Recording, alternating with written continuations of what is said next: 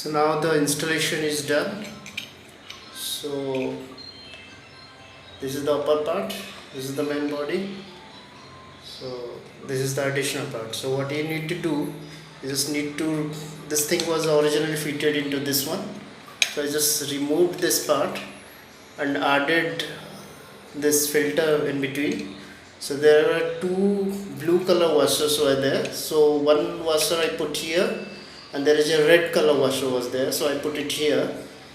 So then they provided this one also, this tape, so this helps to reduce leakage. So I put one blue washer over here, then put the tape, then fitted it.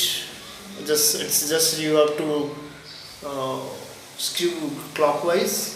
Then the second part, there is another, this thing was there, I just put the tape and I just fixed this one. So this wrenchy was there also there, this wrench, mount what to take. So now this thing is completely done. So what they say that you need to keep the tap on after installation. Before you first use it, you just keep the water running for 3 minutes.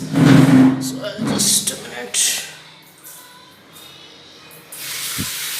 So just keep the water flow in medium so that the filter gets enough time to soak the water and get through it. So whatever additional carbon or whatever sediments they have put it inside, so it will get clean. So keep the water running for 3 minutes. So after that your water science clear water filter is ready for use. Thank you. This is it. This is end of part 2 of installation and assembling. So if you have any doubts or anything, you can write in the comment box. Thank you very much for watching.